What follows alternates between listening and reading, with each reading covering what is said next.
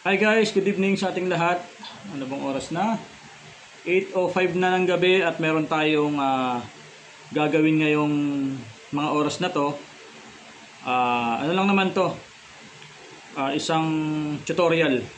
Actually, hindi ko na dapat ito i-video pero gusto ko kayong magkaroon ng idea, lalong-lalo na doon sa mga may hilig sa relo. So, ang video natin ngayong gabi ay magpapalit tayo ng battery. So meron tayo ditong isang collection ng relo which is itong G-Shock. So ang model nito is GA400GB. Ayan. Hindi ko alam kung anong year eksaktong lumabas to, pero alam ko matagal na rin itong relo nito. So sa video ito guys, ituturo ko sa inyo kung paano mag DIY or magpalit ng battery ng ganitong klase ng relo. Kasi itong ganitong klase ng relo hindi siya basta-basta pinapalitan. So meron kayong dapat na tandaan kung paano nyo siya mapapalitan ng hindi nyo masisira. Kasi madalas merong nag-DIY or nagpapalit ng battery nito. Medyo madilim, pasensya na kayo ha. Yan, nakakasilaw. Baba ko lang yung ilaw ko. Yan. So meron ngang nag-DIY ng ganitong klase ng relo na hindi nila or wala silang experience, no? So sa pagre-reset kasi ng ganitong klase ng relo hindi dapat kayo magkakamali. Kaya sa video ito guys, gusto kong i-share sa inyo para nang sa ganon kapag magpapalit kayo ng battery, hindi na kayo babayad o hindi na kayo pupunta sa isang watch technician para magpapalit. So sa inyong bahay kaya niyo itong gawin. At madali lang to guys. Kaya binidyo ko to para magkaroon kayo ng idea. So bago ang lahat, gusto ko munang i-share sa inyo. Ako po ay nakapag-train at ako po ngayon ay nasa isang watch store, watch company, isang pinakamalaking supplier o distribution ng relo dito sa Pilipinas. Kaya meron po tayong nalalaman patungkol sa mga relo kung paano ang tamang pagpapalit, proper na pagpapalit ng battery kasi medyo maselan. So sa video ito guys, tapusin nyo to. Lalong-lalo na yung mga may hilig mag-collect or may mga collection ng relo. Hindi lang G-Shock ha, kasi maraming mga collector na kailangan humanap ng mapagkakatiwalaan na technician na siyang mag-maintain ng kanilang mga collection na relo. So pero dito, ayan, kung meron kayong ganitong relo, GA400GB or kahit anong klaseng G-Shock, pare-parehas lang po yung proseso nito at napakadali lang. So panoorin nyo guys, okay? Tara, start tayo.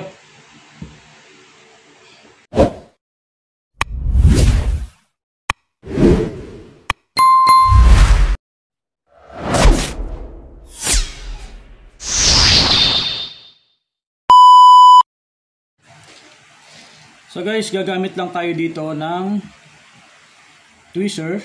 So meron tayo isang tweezer dito. And then kailangan din natin ng isang negative na precision tools. Ayan. And meron din akong isang positive. Nakita nyo ba? Ayan. Parang nagbablur tayo. And then isang para sa pag-reset mamaya kailangan natin ng isang matulis para ma-reset natin. Pero kung kaya ng tweezer, so okay lang yun. Hindi, maliwanag ba? Ayan. Sana malinaw. And then meron din tayong isang pegwood. So ito yung panlilinis natin para hindi nagagasgas. Stick lang to, pero pwede rin toothpick kung meron kayong toothpick. And then meron tayo ditong battery na ipapalit. Dalawa. So sa ganitong model nga pala, laging dalawa yung battery nito. So ang battery nito, ang code is SR927 kapag Maxell yung brand. Ngayon kung Swiss naman, ang magiging code niya is R395. Pero wala tayong available ng code na yon. Meron lang tayo ditong dalawang 920 or 371 sa Renata. Kapag Renata 371 yung code, kapag Maxell is 920. SR920. So parehas lang po yan. Mas manipis lang to ng konti compared dun sa original na battery na nakalagay sa kanya, pero okay po to, pwede to. Okay, so ito yung ating ipapalit. And then meron din tayo ditong pambuga para matanggal yung mga alikabok. Ayan, panlinis. Okay, so simulan na natin. Una, kailangan lang natin tong buksan. Gamit ko yung positive. Ayan. Buksan lang natin to. Sana hindi magalaw yung ating video. Wala kasi akong cellphone holder. So buksan lang natin tong 4 na tornilyo. Yan, lakasan nyo lang yung pulso nyo, no, para matanggal. Yan, and then tanggalin natin yung tornilyo. Isa-isa natin tanggalin, guys. Kapag hindi nyo nahuhugot yung tornilyo, huwag nyo pipilitin. Kailangan maluwag siya kapag kukunin nyo. Ayan. Pero yung mayroong sabit, huwag nyo na siyang pilitin kasi malulostred yung inyong tornilyo. Malambot lang kasi yan. So tanggalin natin yung takip. Ayan. Ito, guys, madalas meron tong kalawang. Ayan. So kailangan linisin nyo yan bago nyo ibalik mamaya. And then ito yung takip niya, washer, tsaka yung takip. Tanggalin lang natin to.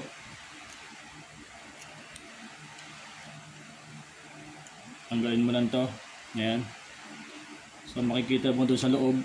Ito. Ayan, ito yung battery. Ayan, itong dalawa. So makikita nyo yan, may nakalagay dyan. After battery replacement, contact AC with negative using tweezer or up or yung positive. Okay? So mayroon nakalagay dyan. Kaya kapag magpapalit kayo ng battery, hindi pwedeng basta nyo sa ibabalik na lang. Kailangan i-reset nyo sila.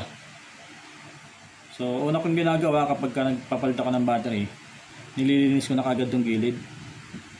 Yan, puro alikabok yan. Ito yung purpose nitong stick na gamit ko. Ito yung gasket niya, okay pa naman, good pa yan. Ayan, kailangan ganito yung gamit natin para hindi siya nagagasgas. Dapat kahoy, huwag tayong gagamit ng steel. Kasi pag nagasgas tong kanal yung para sa gasket, so possible magkaroon ng problema, magmo-moist. Ayan, marami siya. Kung pansinin nyo, napakadumi, oh. Bumbahin lang natin. Ayan, wala na. Malinis na ulit. Diba? Ayan, ganyan kapag magpapalit kayo ng battery. Unahin yung linisin bago nyo tanggalin yung battery para una pa lang malinis na siya. Pagka tinanggal nyo yung battery, malinis na. Pero depende sa inyo kung paano discardin ninyo. Ako kasi madalas akong nagtatanggal. So susundin niyo itong lock. Ayan, oh. Ayan. So tanggal na siya, di ba? Ayan. So ito yung battery niya, dalawa yan. 395. Yan, ako rin nagpalit na ito. Siguro dalawang taon na siguro to or mahigit 1 taon. Yan, medyo hindi naka-focus yung ating hindi naka-focus yung ating camera, pero ano po yan, yan ay 395 o Renata. Ayan, bumbahin ulit natin para malinis. And then ito na yung dalawang battery natin. Ayan, okay na to, na-check ko na to. Is ang bawat isa nito nga pala, guys, is 1.55 volts. Okay, so meron kasing G-Shock na isa lang ang battery. So kahit isa lang ang battery nun, ang voltahe nun is 3 volts. So dito, dalawa ang battery niya pero 1.55 volts lang. So times 2, almost 3 volts din siya. Yan, madalas yan kapag mga ganitong klase ng relo, digital analog. Palagi po yan. So lagay lang natin, kung ano natin tinanggal, ganoon din natin ibabalik. Ayan. Pansin nyo, medyo maluwag to kasi mas manipis to compared sa tinanggal natin. Pero okay lang yan. Same size lang naman yan. Nagkatalo lang sila dun sa kapal, sa nipis. Ayan. Lagi nyong check, guys, itong mga push button dito. Kasi minsan nakapatong siya dun sa mismong push button. Pag pinus natin yan, magwawala sa align. So, ang tendency, hindi mapipindot ng maayos. Okay? And then iwasan yung hawakan to o matusok. Ito, itong mga kulay rose gold na to. Ayan. Yan yung kanilang coil. So once na matusok nyo yan, wala na. Sira na yan. Yan, ayusin ko lang yung lock para maganda ang kapit. Yan, das double check ulit natin tong push button. Baka mamaya nakaangat. Hindi natin siya mapipindot ng maayos. So kapag sure na kayo na okay na siya, ayan, ilak na natin. Gamit natin yung puwet ng tweezer. Yan, maglalak yan. Ayan, nakalak na siya guys. Ayan o. Diba? And then, hindi kasi nagpo-focus yung ating camera. Turo ko na lang sa inyo. May makikita kayo dito, AC. Ito. Napakaliit kasi ito. AC yan. Nakapangalan dyan AC. And then, merong arrow. Or kung wala kayong nakikitang arrow, ang basa niyan simula sa kaliwa papunta dun sa kanan. So kung saan yung butas na papunta sa kanan, doon kayo tutusok. Huwag kayong tutusok dito sa mula dun sa kaliwa. Ang basa dun sa AC is mula sa kaliwa. So yung AC kasunod ng butas. So yun yung tutusokin natin. Yun yung kanyang ground o yung kanyang tawag dito. Positive. Ayan. Tusok tayo dyan. Ayan. Tusukin natin. Kaya mayroon tayong matulis na ganito guys. Tutusukin natin doon and then kasi hindi natin kayang tusukin ng tweezer eh. Di ba maliit yung butas? Kita ba? Ayan, sana nakikita. Ayan. And then hawakan nyo to ng tweezer and then i-contact nyo dito sa kanyang plate. Ayan. Bilang kayo kahit mga 5 seconds. Ayan. Okay, so nakakontak na siya. Ibig sabihin nag-reset na yon. Okay, so lagi niyong tatandaan guys kapag magpapalit kayo ng battery. Ito, ulitin ko lang. Huwag ninyong tutusukin tong gold na to, tong rose gold na to, yan dalawang yan. Kasi once na magalaw niyo yan, matusok niyo yan, na matulis, wala na yan, hindi na yan gagana. Okay, so lagi ninyong i-check yan, paligid dito sa may push button. Up, 1, 2, 3, 4. Kailangan hindi siya nakapatong dun sa kanyang push button kasi pagka nakapatong yan hindi siya mapipindot o mapipindot man hindi siya gagana. So make sure na lagi kayong mag-reset kapag magpapalit ng battery. So nakita nyo naman kung paano natin palitan ng battery, no? So ang importante guys kapag magpapalit kayo o magdi-DIY kayo, itong pagre-reset huwag nyo kalilimutan na i-reset to dahil pag hindi nyo na-reset yan may hirapan kayong mag set ng time. Alright? So yan, okay na, goods na, malinis na yung gilid. Ito, gasket. Ayan o. Okay naman. Di ba? Okay siya, good siya. Wala lang tayong lubricant pero okay pa yan. Ilagay lang natin. Yan. Kailangan nakashoot siya dun sa kanal. Merong kanal kasi itong casing. Ito may kanal yan. Kailangan nakashoot siya dyan. Yan. And then, balik natin itong kanyang gasket. Yan. Ito kasi merong crown. Ito yung crown niya. Pinipihit.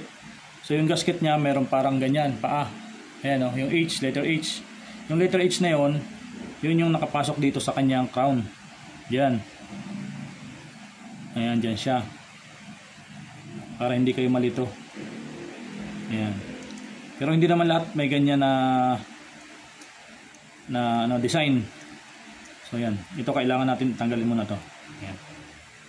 Ilabas lang natin and then pasok natin to gasket ay kanyang washer. Ayan. So kailangan itong isang spring na to, ayan, napansin nyo, ayan, kailangan nakalabas yan doon sa butas, then ilak natin to dito. Alright, and then ito yung takip. Ang ginagawa ko naman dito sa paglilinis, ito lang, yung tweezer din, kakayurin ko lang to. Yan. So wala kasi akong panlinis dito pero tanggalan nyo lang ng kalawang kapag sa bahay. Pero kung mayroon kayong gamit kahit na mga WD-40 pwede nyo siyang lagyan. Pero ito since na hindi naman siya ganun kapal yung kalawang, okay lang yan, linisin nyo na lang. Yan. Punas ko na lang siya dito. Yan, okay na yan. Tapos, sa paglalagay ng takip guys, ito meron din tayong diskarte dyan ha. Kailangan tama yung paglalagay nyo ng takip, no? Ito, ilawan ko lang. Nababasa nyo yan. Ayan. Yung G-Shock, dapat itong, pag nakatayo siya, dapat dito siya nakatapat sa kanyang buckle. Ayan. Pansin nyo? Kita nyo? Ayan. Ito yung buckle. Ibig sabihin ito yung nasa may number 12. Pag binaligtad natin yung relo, yan yung number 12. Ayan o. Number 12. Yun yung buckle. Tanggal yung rubber. Balik lang natin. Ayan. Then, ito, yung pangalan dapat nakatayo, nakatutok dun sa number 12 sa buckle. Ayan. So, hold nyo lang yan. And then, lagay yung ating mga tornilyo. Ayan. Depende sa inyo kung paano kayo maglagay ng tornilyo. Nasa sa inyo kung saan kayo magiging komportable, no? Ayan. Ayan. Then, dito yung isa sa gilid. Uy, tumalsik pa. Dito yung isa sa dulo. Alright. So, at saka natin ibalik. Ayan. Higpitan lang natin to. Ayan. Tumalsik yung isa. Ayan. Sa paglalagay ng tornilyo guys, ganito rin yung diskarte ko. Kailangan, pag hinigpit mo tong kabila, dito ka naman sa kabila para balance. Ayan. Hindi naman sobrang higpit. Huwag yung sobrang higpit. Hand tight lang. Then yung kabila naman, para balance siya. Ayan. Then itong kabila.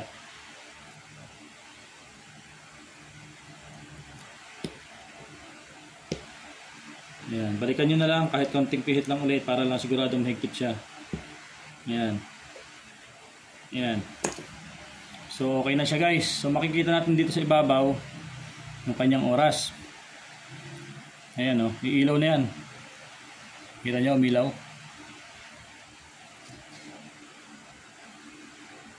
Ayan o. So gagawin natin. Ayan. Punta tayo dun sa mode. Time. Ayan. Then hold, long press natin dito.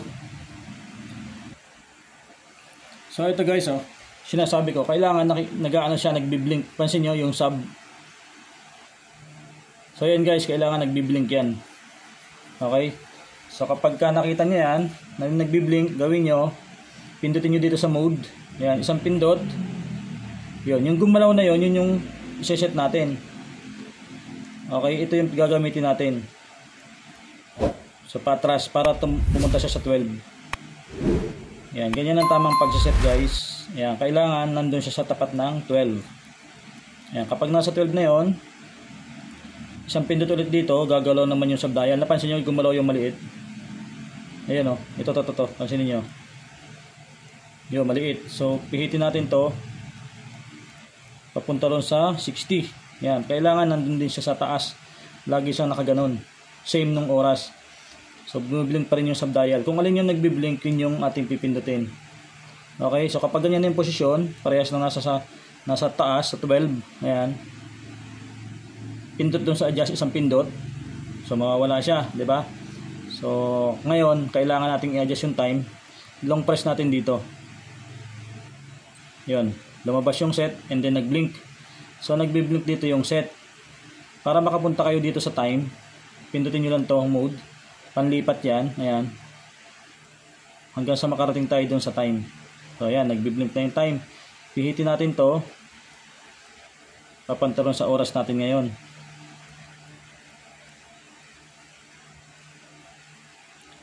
Ayan, 1 o'clock. Continuous na lang para ayan, para hindi kayo nalilito. Antayin nyo na lang pumunta sa oras natin ngayon. Ang oras natin ngayon is 8:28.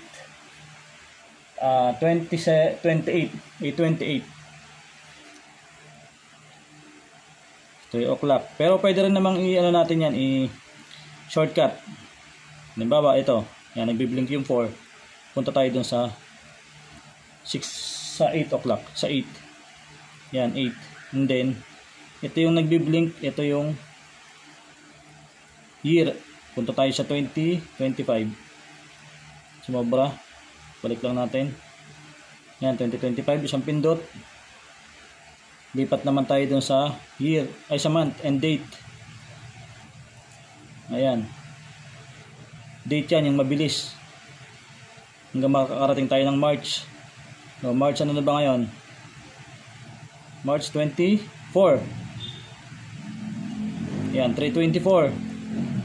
So, dito sa time, balik tayo. Kailangan nagbiblink yung gilid. Ayan, maliit oh. Yun. Yun yung magiging batsyahan natin. So pag nasa time kayo guys, kailangan may makikita tayo dyan P sa dulo. So balik tayo. Kailangan makabalik tayo dun sa time. Balikan natin. Kasi nasa AM tayo eh. Pindutin natin ng isa. Punta tayo sa PM. Ayan, PM na yan. Nakikita nyo mayroong P sa gilid. Ayun oh. Yun. So PM, punta tayo sa 8. And then continuous lang. Balik tayo dun sa time. Pag nag-blink yung second, yan. Ay, minute. Punta tayo sa 30. Pababa yung ikot. 8:30. Yan. Alright. So kapag ganyan na, okay na. Naset na natin lahat. Year, month and date, and then time. Then nakaset tayo sa Tokyo, same time. Ayan. So depende sa inyo kung pwede nyo gawing military time yung 12. Ayan, depende sa inyo. Ayan. Kapag okay na, isang pindot dito. So yung time natin, kusang pupunta yan dun sa oras ng digital. Ayan. Antayin natin. Ngayon is Monday, March 24. So hihinto yan sa 8:31.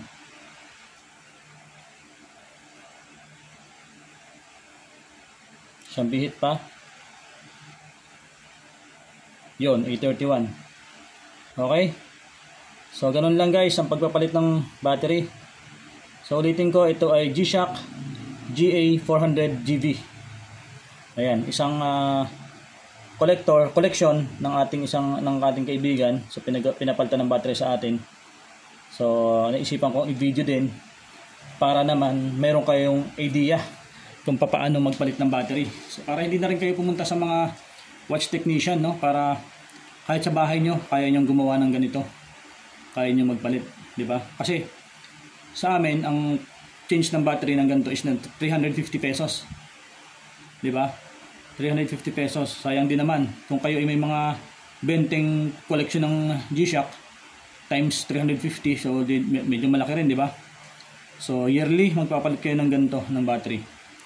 So yun lang guys, maraming salamat at sana natapos nyo itong video na to at may natutunan kayo kung paano mag DIY ng battery change dito sa ating mga relo. Sa susunod nating papalitan yung mga analog naman, papakita ko rin sa inyo kung paano yung tamang pagpalit ng battery ng mga analog na relo. So ito digital analog.